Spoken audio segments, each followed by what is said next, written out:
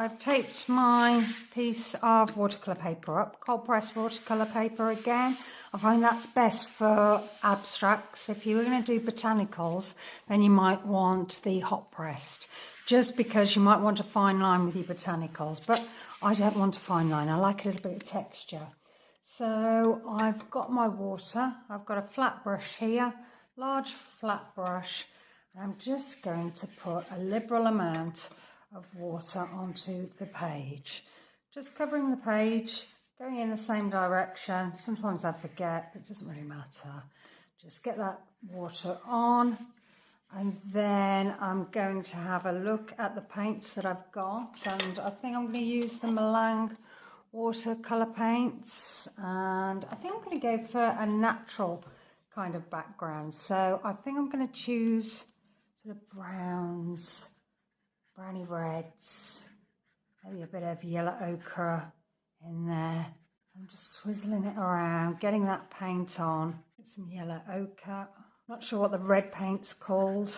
Sort of a reddy brown in the Meiliang Watercolor palette. Adding that. And then I think I might just add just a little bit of green in the empty spaces where I can still see the white background. And I feel as though there's none in this area, so I'm just going to swizzle it on like that.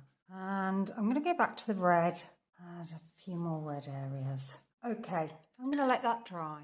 When the page had dried, I just felt as though there wasn't enough sort of colour definition on this. So I've just gone back, grabbed this green and just outlining the red there, just to give it a bit more interest really. I thought it just looked a bit boring.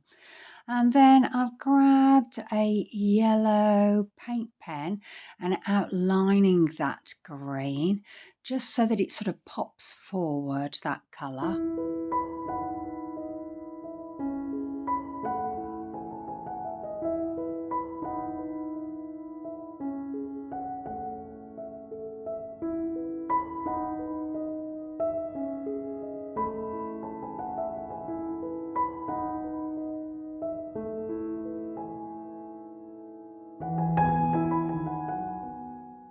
And then I've grabbed a Uniball white gel pen and I'm going over that dark area, just making some little patterns going up and down, just following those lines round, and then just making some circle shapes where I feel that would look good.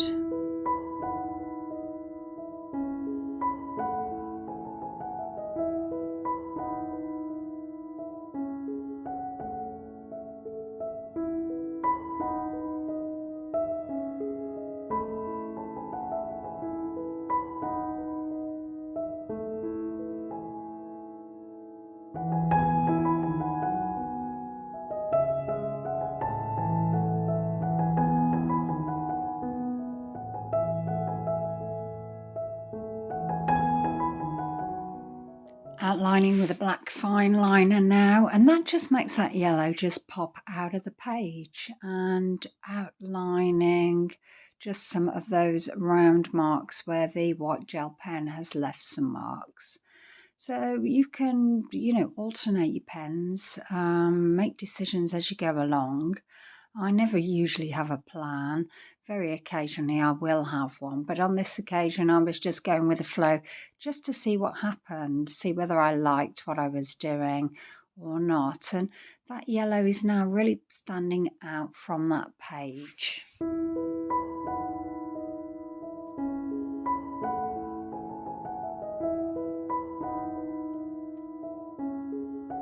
Filling up some of the red spaces now with the black fine liner pen, just making these leaf shapes and adding some definition to those leaves, just shading in some places just so it pops out from that section, and then making these stone shapes in this other section, just filling round and then filling in between the stones so it really looks as though they sort of pop out from the page.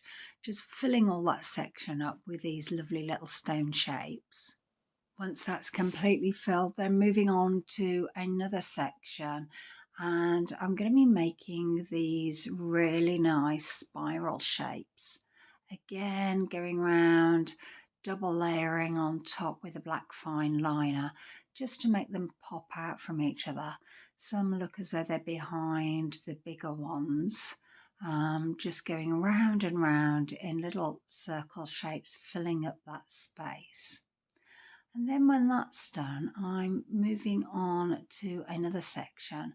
I'm making these sort of flower head shapes, sort of seed heads, I think they look like. So just filling up that space with these lovely seed heads. And then moving on and doing some more stone shapes in this little section here.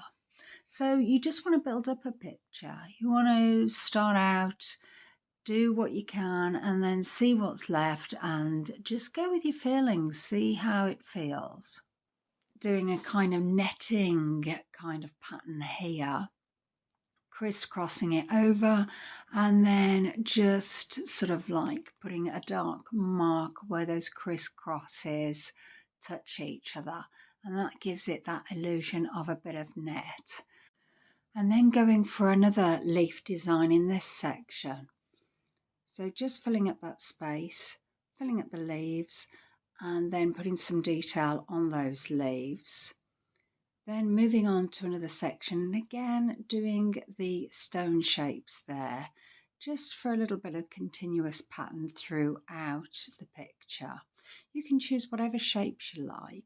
So I hope you get to try this. As you can see, it's so easy to do, and I hope you like this. If you like this, maybe you'll consider liking and subscribing. Maybe leave a comment. I'd love to hear from you, what you're up to, whether you're going to try this, what your art journey is, and I'll come straight back to you. A little bit more netting here just to fill that space up. And once that's done, then moving to the last space that I can see, which has some little seed heads in again, just to copy what was done upon that right hand side.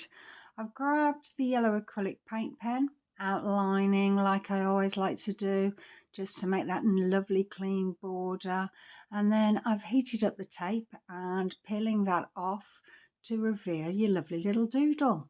So you can see here all the little details, and you can especially see the white gel pen.